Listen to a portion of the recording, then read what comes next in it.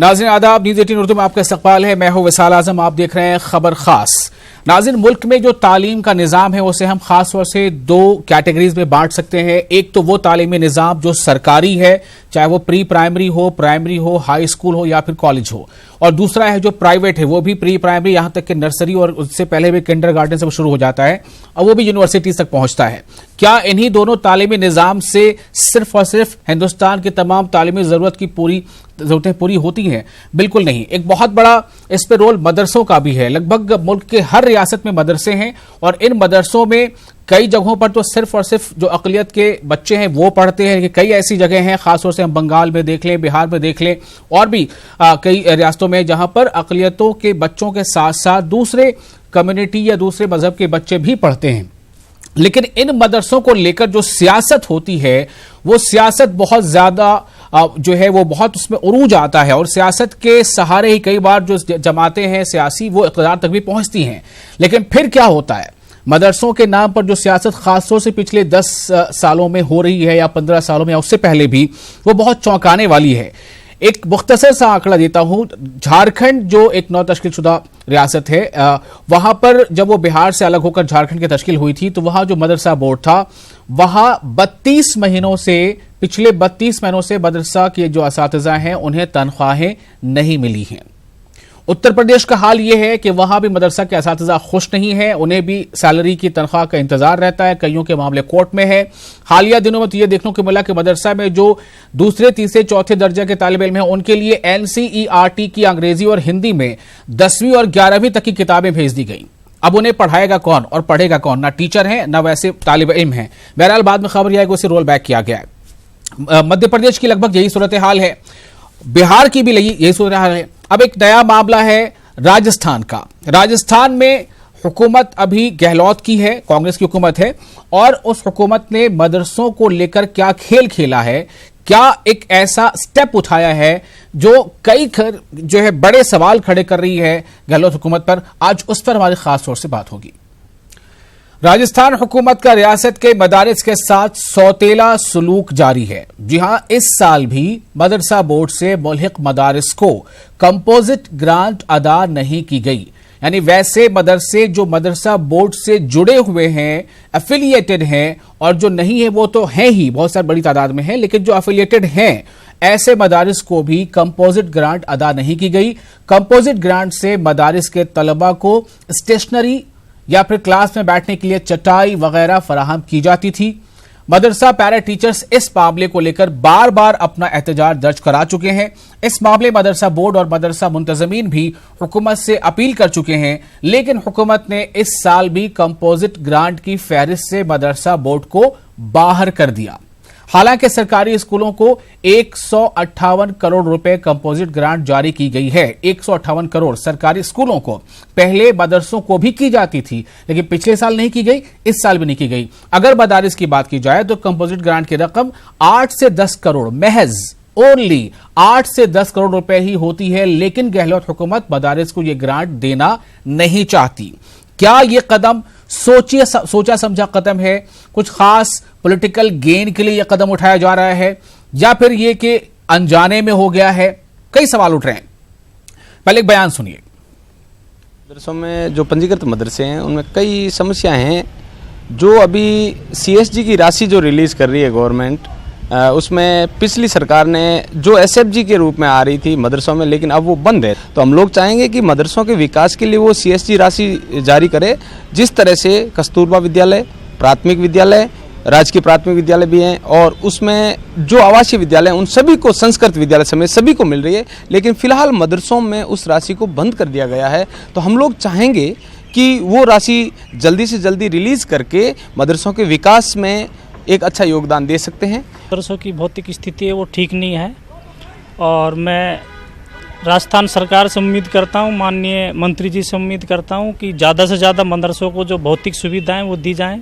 मदरसों की एक इस तरीके से वो की जाए कि जिससे ज़्यादा से ज़्यादा हमारे जो अल्पसंख्यक समुदाय के जो बच्चे हैं उनको ज़्यादा से ज़्यादा लाभ मिले।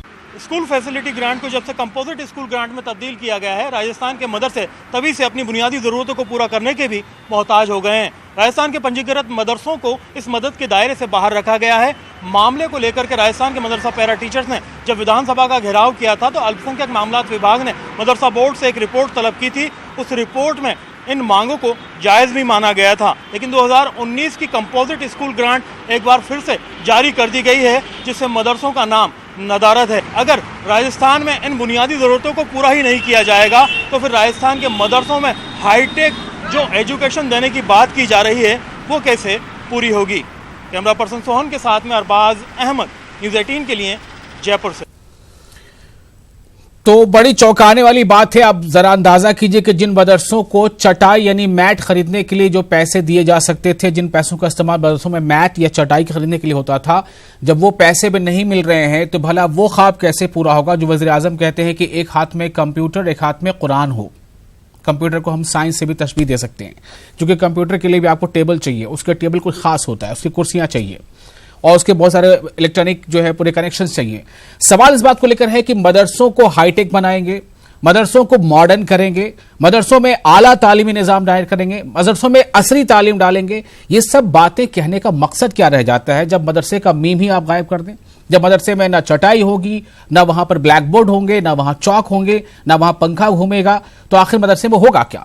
फिर आप बाद में कहेंगे मदरसे में पढ़ाई नहीं होती, मदरसों को बंद कर दो। क्या यही मंशा है? ऐसे कई सवाल हैं जो लगातार उभर रहे हैं। गहलोत सरकार पर बहुत ज्यादा ये सवाल उठ रहे हैं। हमारे साथ स्टूडियो में कई खास मेहमान हैं, आप उनका तारुफ कराते हैं। सबसे पहले बता दें आपको, यूनुस चौबदार हैं जो एक्स मेंबर हैं, साबिक मेंबर हैं राजस्थान स्टेट मदरसा बोर्ड के, और हुसैन खान साहब हैं, लीडर हैं बीजेपी के राजस्थान से, हमारे साथ वो भी जुड़ रहे हैं, और अमीन कायम खानी है चीफ पैट्रन है राजस्थान मदरसा शिक्षा सहयोगी संघ, और साथ ही हमारे रिपोर्टर अरबाज खान भी हमारे साथ मौजूद हैं। आप सभी का इस्तकबाल है। सबसे पहले अरबाज, मैं सिर्फ एक का छोटा सा जवाब आपसे चाहूंगा, फिर बाद में आपसे तफसील से आपके पास आएंगे कि ये कंपोजिट ग्रांट कब से शुरू हुआ था और किन किन सालों में मिलता रहा और कब से बंद हुआ?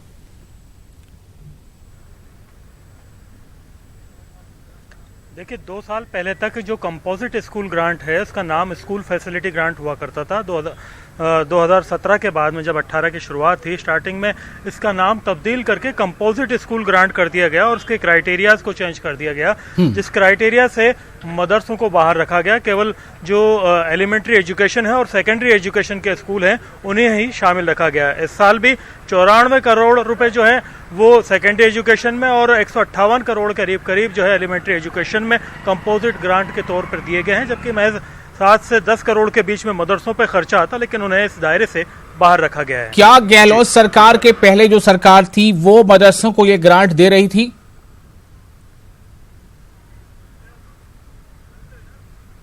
देखिए, जो एसएफसी की हम बात कर रहे हैं, स्कूल फैसिलिटी ग्रांट, वो बीजेपी के जो टेन्योर था यहाँ पर वसुंधरा राजे की जब सरकार थी उसमें दिया गया है और जारी भी किया गया, और उसमें तकरीबन 3000 से ज़्यादा मदरसों को इसका फ़ायदा भी मिला था उस दौर में, जब इन्हें दरी पट्टी से लेकर के जो स्टेशनरी की बुनियादी ज़रूरतों की खरीद फरोख्त की थी वो तमाम चीज़ें इस दौरान खरीदी गई थी। और उसके बाद से जब से ये नाम तब्दील किया गया, जब से ये चीज़ें खरीदी नहीं गई हैं और जो मदरसे हैं वो परेशान हैं, और जो मदरसा पैरा टीचर्स है इसके लिए बाकायदा जो विधानसभा है वहां पर भी मार्च कर चुके हैं, और अभी तक इस मांग पर पूरी तरह से सुनवाई नहीं कर पा रही सरकार, ना ही इसे सीरियसली ले पा रही है। हमने जब खबर चलाई है तो एक मीटिंग आज राजस्थान के जो अल्पसंख्यक मामलात विभाग और शिक्षा विभाग ने मिलकर के बुलाई है कि ये क्या मामला है और उस पर क्या किया जा सकता है। ठीक है, आप हमारे साथ बने रहे। अमीन कायम खानी साहब हैं, पैटर्न है राजस्थान मदरसा शिक्षा सहयोगी संघ।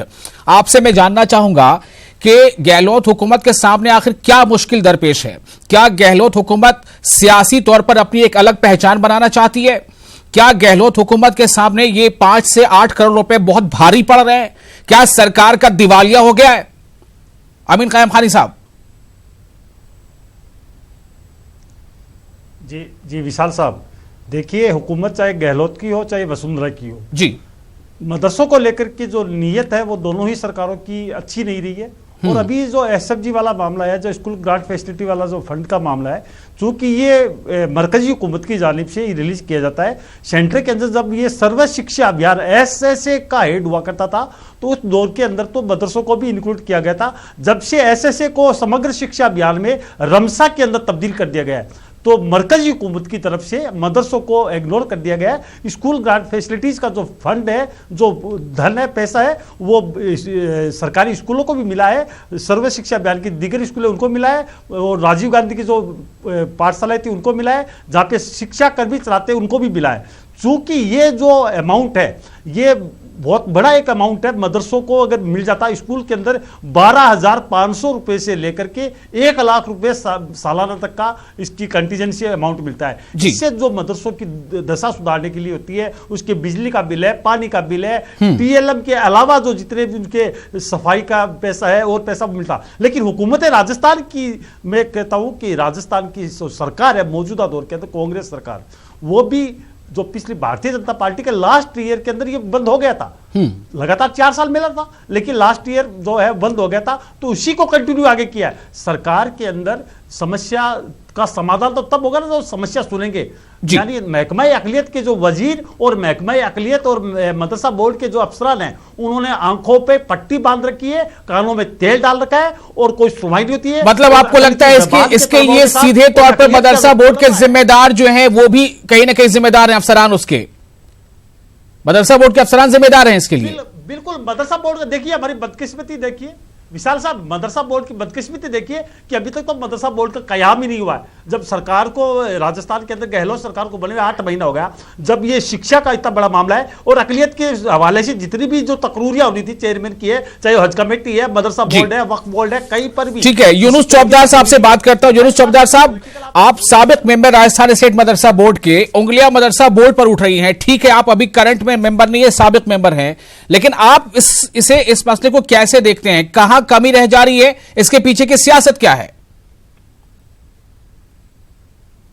देखिए, सबसे पहले मैं आपको तस्वीर साफ कर दूं, ये जो एसएफजी और की जो राशि आती थी पहले एसएसए और रमसा के मार्फत, ये सारा जो फंड आता है ये सेंट्रल गवर्नमेंट से आता है, स्टेट गवर्नमेंट सिर्फ इसमें इंप्लीमेंट एजेंसी है। जी, पहली बात ये। दूसरी बात ये कि जब से ये जो नया पैटर्न बनाया गया है कंपोजिट स्कूल ग्रांट का, इसमें इसको बाहर किया गया, इसमें स्टेट गवर्नमेंट का कोई रोल नहीं था, उस वक्त भी नहीं था, आज भी नहीं है।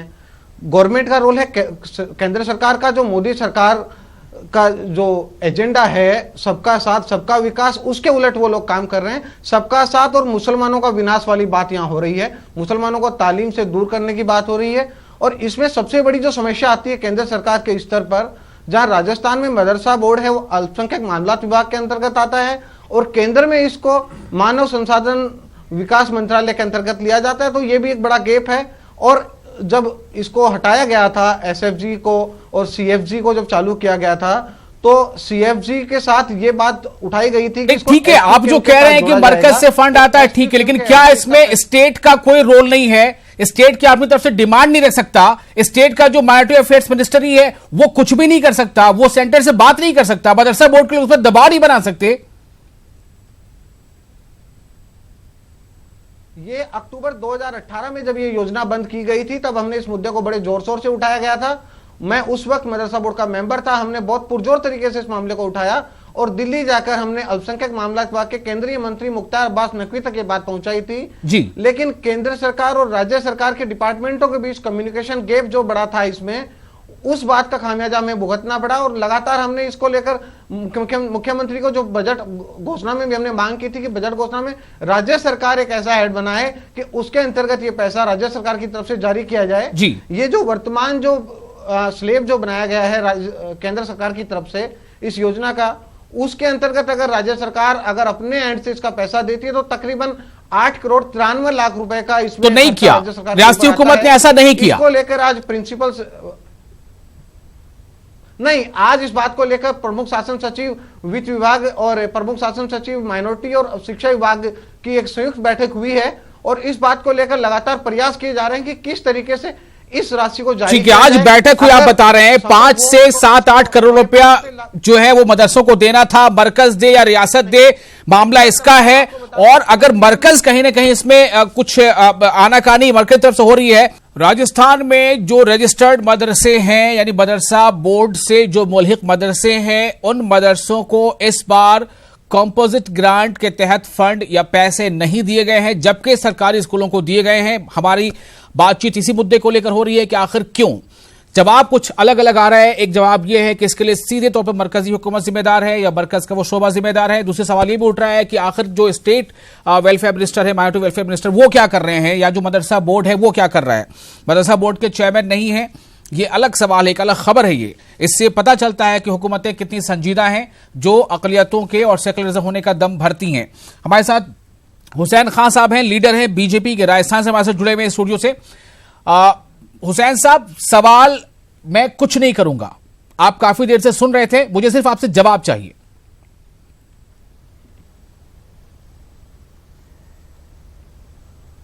धन्यवाद। कांग्रेस सरकार की कथनी और करनी में फर्क आज पूरे राजस्थान की जनता को भुगतना पड़ रहा है।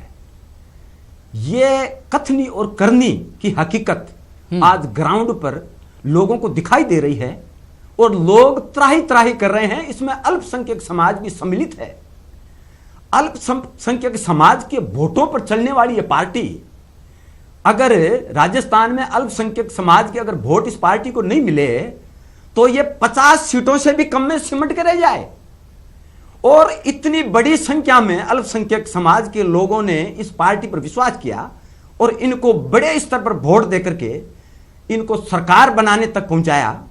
और आज इन्होंने उन मदरसों को जो सहायता मिलनी चाहिए थी, उनके हक था, जो मिल रहा था लगातार, उनको उन्होंने ड्रॉप कर दिया है। उनको उन्होंने उस राशि को एकदम से मक्खी की तरह निकाल के फेंक दिया है। लेकिन अभी हमारे साथ जो अमीन कायम खानी है वो कह रहे हैं कि इसके लिए सीधे सीधे सेंट्रल गवर्नमेंट से फंड आता है, वहां जिम्मेदारी है। सेंटर में किसकी सरकार है?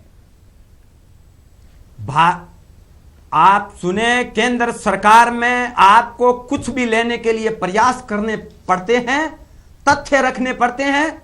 जब भारतीय जनता पार्टी की सरकार थी तब भी केंद्र में वही सरकार थी। अब मैं आपको बताना चाहता हूं कि जब भारतीय जनता पार्टी माननीय वसुंधरा जी की सरकार ने जब टेक ओवर किया राजस्थान में, तो मदरसों की संख्या थी 1 लाख के करीब। और जब 5 साल पूरे हुए तो मदरसों की संख्या करीब हो गई 2.5 लाख। और मैं अच्छा ठीक है, वो सारी बातें अपनी जगह पे। मैं ये कहता हूं कि आप जो है, आप सुनिए, आप बीजेपी के लीडर हैं राजस्थान के, आपके कॉन्टैक्ट्स हैं दिल्ली में, अच्छे बड़े कॉन्टैक्ट हैं। आपने अपने स्तर पर क्या किया इस समस्या के समाधान के लिए? क्या आप इंतजार करेंगे कि जब कभी आपकी हुकूमत बनेगी राजस्थान में तभी मदरसों का भला होगा? आप अभी रह के अपोजिशन में कुछ नहीं कर सकते? लगातार माननीय प्रधानमंत्री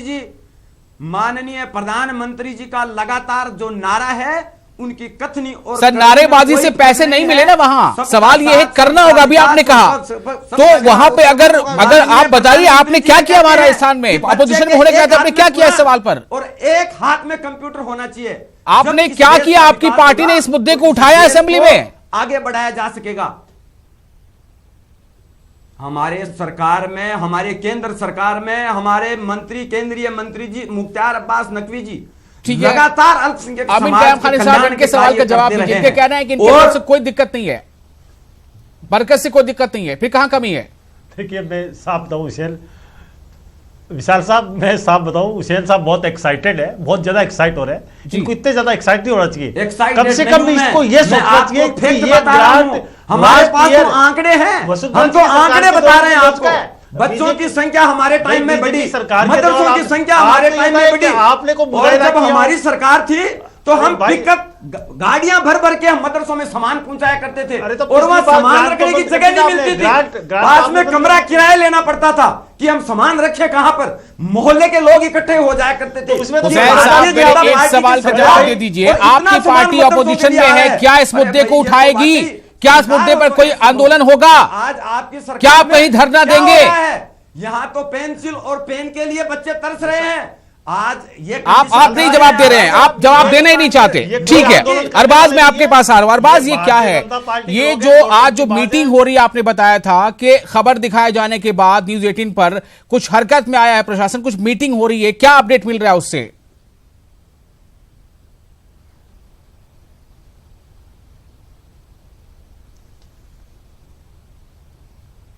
फिलहाल इस पूरे मामले पर एक मीटिंग कॉल की थी और बोर्ड के जो अधिकारी हैं, सेक्रेटरी, क्योंकि बोर्ड में अभी चेयरमैन नहीं है, लिहाजा जितना भी जो एग्जीक्यूशन है सारा वो अभी सेक्रेटरी के हाथ में है। और जो सेक्रेटरी ने यहाँ पर मीटिंग कॉल की थी, क्योंकि कंपोजिट ग्रांट को लेकर के क्या किया जा सकता है, हमने अपनी बात इससे पहले जो अक़लियत मामलात मंत्री तक पहुंचाई थी, उन्होंने भी इस पूरे मामले पर अपनी थोड़ी बहुत इसमें जो संवेदनशीलता दिखाते हुए मीटिंग कॉल की। तमाम अधिकारियों को आज सेक्रेटरीट में बुलाया गया, उनके सामने ये पॉइंट रखा गया है कि अगर राजस्थान हुकूमत इस पूरे मामले में अपनी तरफ से कंट्रीब्यूट करती है तो कितना खर्चा आएगा, कैसे ये लोग इसमें मदरसों की मदद कर सकते हैं, क्योंकि राजस्थान के जो मदरसा बोर्ड के सेक्रेटरी हैं उन्होंने इसमें पूरा एक एस्टिमेशन रखा है। क्योंकि पिछली जो एसएसए जब इस ग्रांट को कहा जाता था तब 8 करोड़ 71 लाख रुपए का आखिरी खर्चा आया था। उसके बाद में मदरसों की तादाद बड़ी नहीं है, उतनी ही तादाद है, और जो दायरा है मदद का वो लिमिटेड है, क्योंकि 12,500 से लेकर के 1 लाख रुपए तक की बातचीत की गई है। लेकिन